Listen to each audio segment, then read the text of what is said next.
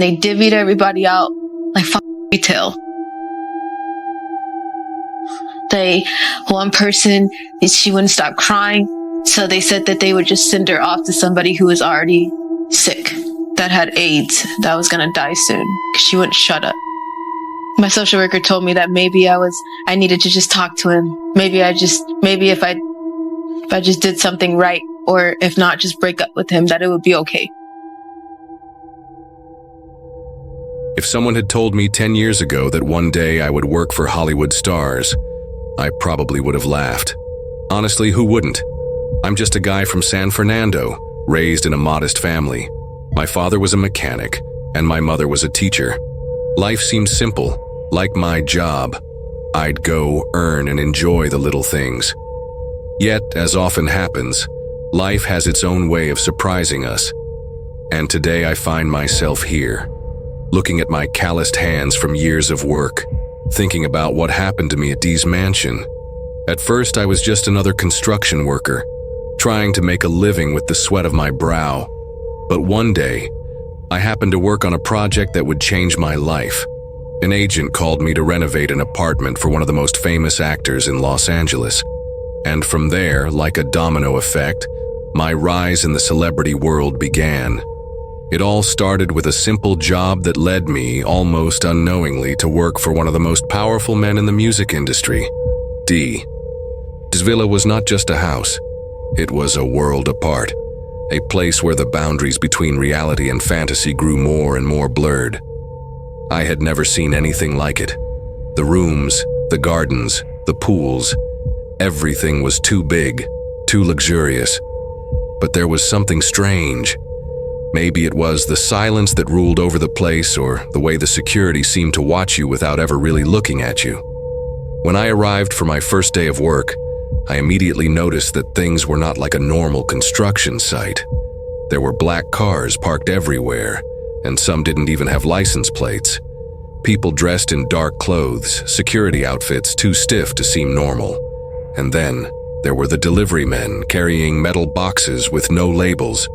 Their presence made me feel like I was just an observer in a world I had no control over.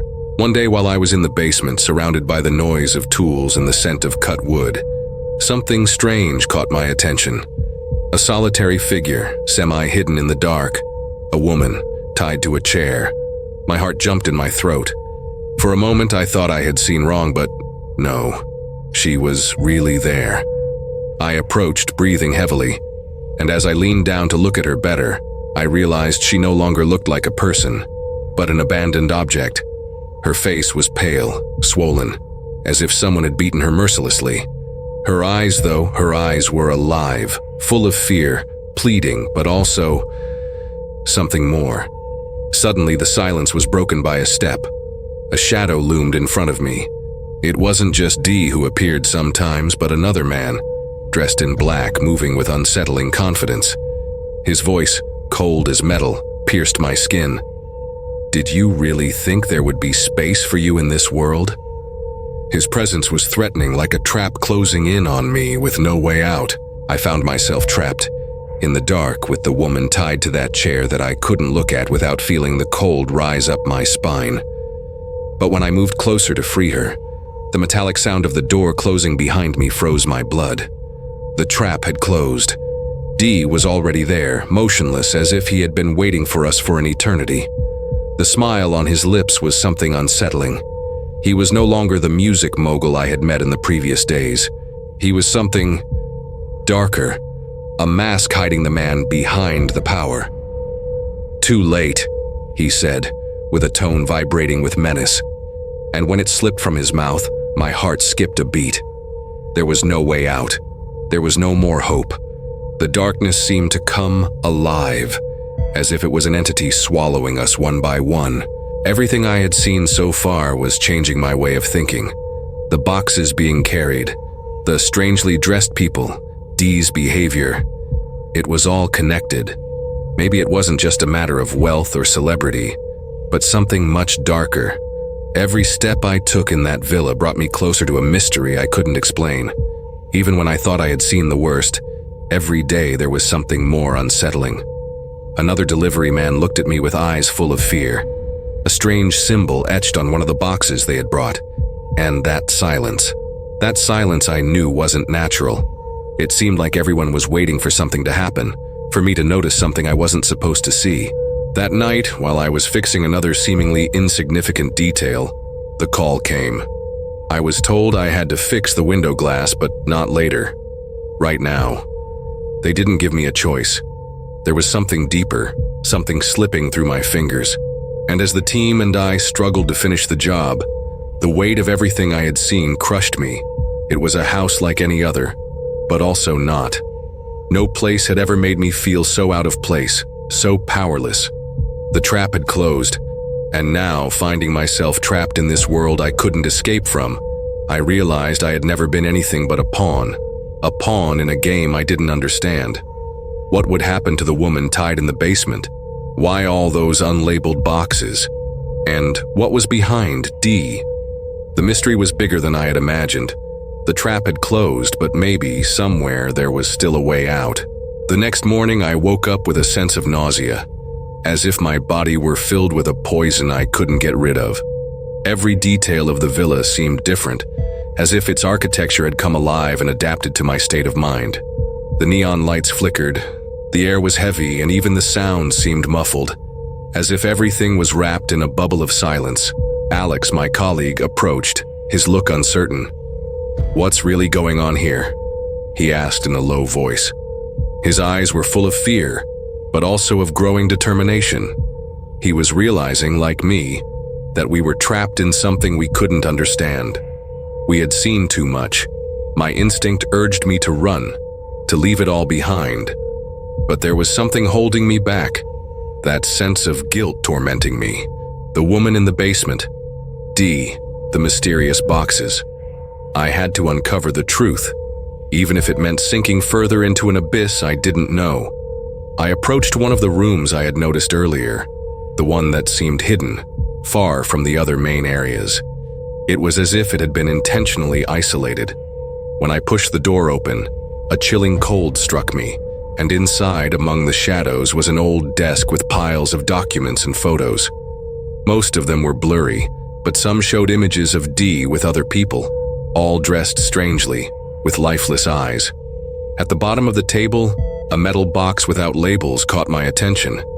My heart was pounding, but I had to open it. And when I did, the cruel and unexpected truth revealed itself before me. Inside, there was a small leather-bound book with symbols I had never seen before. The yellowed pages told stories of dark powers, cults, and rituals dating back centuries.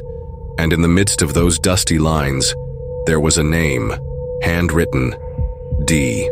Couldn't believe what I had found. The words overlapped in my mind, but their meaning was too complex to be understood in an instant. D was not just a music mogul. He was a man involved in dark practices, perhaps in a cult that had nothing to do with music or fame. Everything was bigger than I'd imagined, and I realized I was no longer just a passive witness. I had become part of this twisted network, one that stretched far beyond that villa and everything I thought I knew. The book spoke of sacrifices and a plan that was coming to fruition, a plan involving death, manipulation, and control. The images of D with his cold stare took on a different meaning. There was a will for power that went far beyond mere wealth. "What you found," Alex said, making me jump in my seat, "is D's secret. He was never just a businessman. He's much, much more." He looked into my eyes, a shiver of terror sliding down his spine. "We made a big mistake entering this house. That night the atmosphere became even heavier, as if the air itself had been saturated by an invisible presence. The villa was no longer just a house. It seemed alive, as if it breathed and fed off our fear. The walls bent, as if they wanted to swallow us, shrinking the space around us. The shadows were no longer still.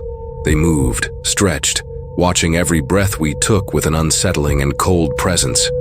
Every step we took, every crack in the wood we discovered, seemed to echo in the dense air, as if someone was following us hidden in the darkness. I couldn't shake the feeling that invisible eyes were watching us, that something was just outside our line of sight, ready to pounce. We reached the basement, but the air was heavy and stagnant, as if it had been there for years. Every corner seemed to hide something unsettling. The darkness was so thick we could only see a few flickering lights. The door I had seen earlier, the one that seemed like an escape route, was now locked. A feeling of helplessness washed over me. Something was wrong. The villa seemed to be changing, as if it was becoming alive, adapting to our fear and feeding off our confusion. The mysterious boxes were everywhere, as if they were waiting for something. I had seen those boxes up close. The temptation to open them was strong, but every fiber of my being screamed not to do it. Yet I couldn't take my eyes off one of them. The shiny metal, the mysterious engravings covering the surface. What did they really hide? A deep fear gripped my heart, but I didn't have the courage to touch them. A sudden noise made us spin around. A shrill metallic sound broke the deathly silence around us. The basement door, the one we had tried to open, creaked open by itself, sending a chill down our spines. "We were waiting for you," whispered a voice as cold as ice. A whisper that seemed to come from every corner of the room. There was no escape now. The trap had closed. The villa was no longer a physical place. It had become a mental prison, a world slowly consuming us, pulling us into its abyss. Dee appeared before us, but he was no longer the man we had known. His smile, once confident and charming, was now twisted, as if it were just a mechanical gesture. His eyes were empty, emotionless, like two deep abysses that swallowed every hope. The man we had known was gone. Only a dark presence remained, watching us like a prey watches its hunter. "What did you think you were doing?" he asked, with an almost amused tone, but his voice was devoid of humanity. It seemed to come from another world, distant and cold. "Everything you've seen was never meant for you, but now you're here, and you won't be leaving." His words slid into my mind like poison, freezing my blood. Alex moved closer to me. His trembling hand grabbed mine, but there was nothing human in that gesture. His body, his face, seemed empty, as if his essence was already fading. His eyes, once full of fear, were now fixed on the void, as if they were staring at something I couldn't see. There was no escape. The walls seemed to close in as if they wanted to crush us. The villa, which once represented luxury and power, now seemed like a dark labyrinth, a monster that swallowed us whole. Every step led us into a dead end, and the feeling of being watched grew stronger and stronger. Dee approached, his figure motionless in the dim light. "You wanted to see the truth?" he whispered, his voice low and unsettling, like a breath from the underworld. "Here it is. You are now part of this machine that feeds my immortality." His smile stretched wider, but there was nothing human in it. It seemed like the shadows were slipping off his body, as if the darkness was enveloping him, absorbing every form of him. In an instant, the lights of the villa went out, and darkness swallowed us whole. There was nothing left. The house, the villa, the prison. Everything was gone. There was no more light or air, only darkness. The darkness seemed alive, as if it wanted to eat us, slowly, piece by piece. And in that darkness, silence was worse than any scream. In the heart of that darkness, the feeling of being trapped intensified. Every breath became difficult, as if the air itself was dense with a power that oppressed us. We could no longer distinguish the walls, nor the hallways. The villa, which once seemed a place of luxury, was now just a huge maze of shadows and fear. I had no idea where Alex was. His trembling hand I had once held seemed like a distant memory. Then, a sound. A whisper that mixed with the darkness. The heavy breath of a figure moving between us. "Do you understand now?" Da's voice echoed, distant, but present. "You can't escape. Nothing you've seen was real. Yet here you are in my world." His tone was sharp as a blade, and every word seemed to pierce the soul. There was no way out. Every attempt to move led us back into the heart of the trap we couldn't even comprehend. The shadows moved, no longer simple reflections, but living entities ready to swallow us whole. A scream, A metallic sound that pierced the darkness. A black figure approached, like a predator watching us from afar, ready to strike.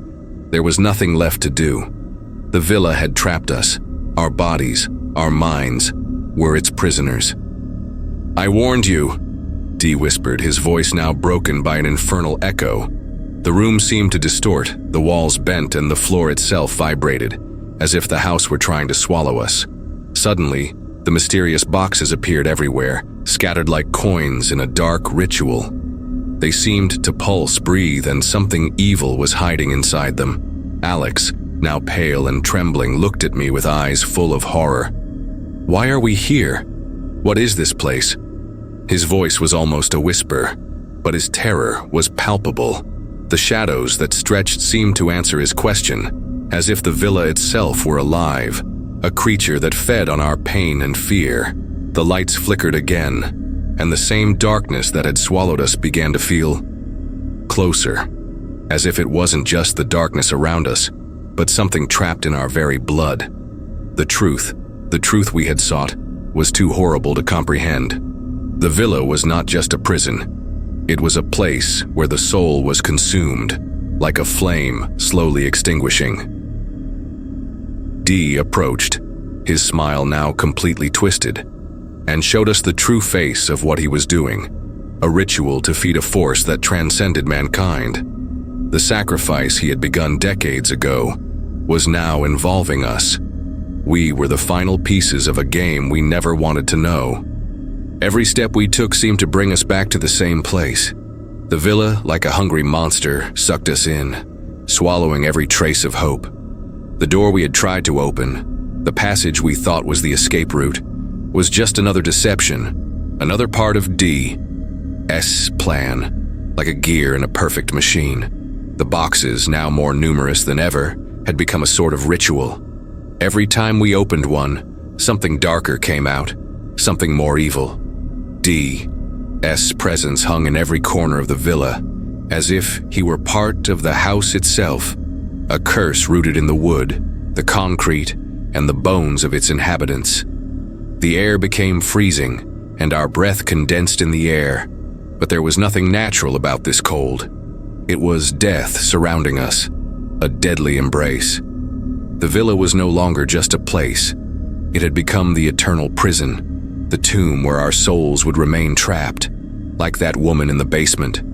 Every step we took seemed like a final sentence, and as we neared D, now closer than ever, his voice echoed like a sound in the darkness.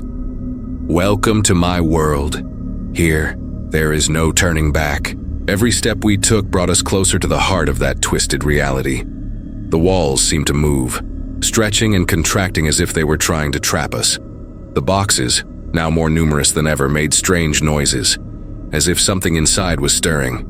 It seemed D was the only one who understood the meaning of all this, and we were simply pawns in a game much larger than us.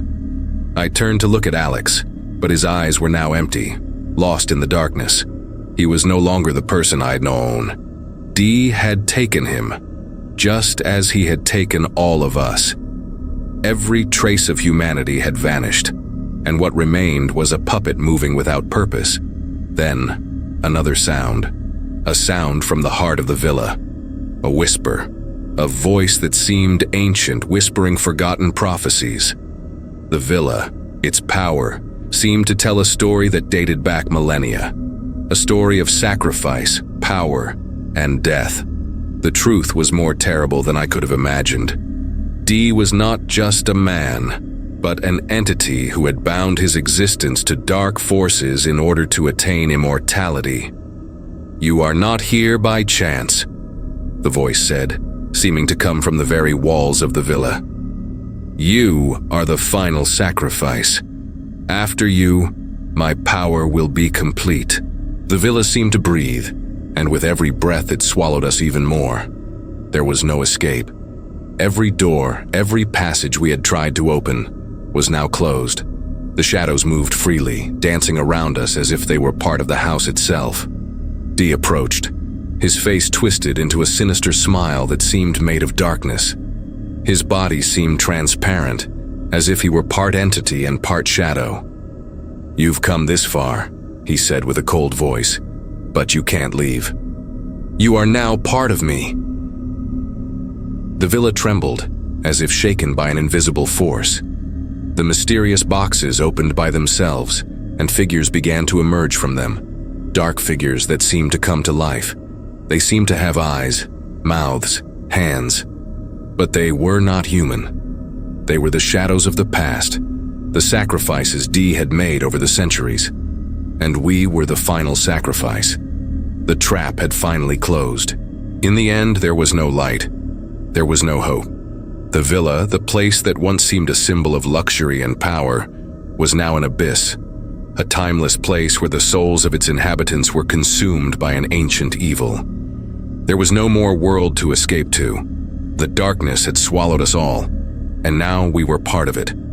Dee had achieved what he wanted: immortality, power, control over a dark realm that stretched beyond the villa's walls. Every shadow that walked by his side was a testament to his power. We, who had once sought the truth, had now become the shadows themselves. The villa was no longer a home. It had become a cemetery, an endless tomb, where every breath was just an echo of the past. And as the darkness deepened, we realized there was no way out anymore. The trap had closed, and we had become part of it.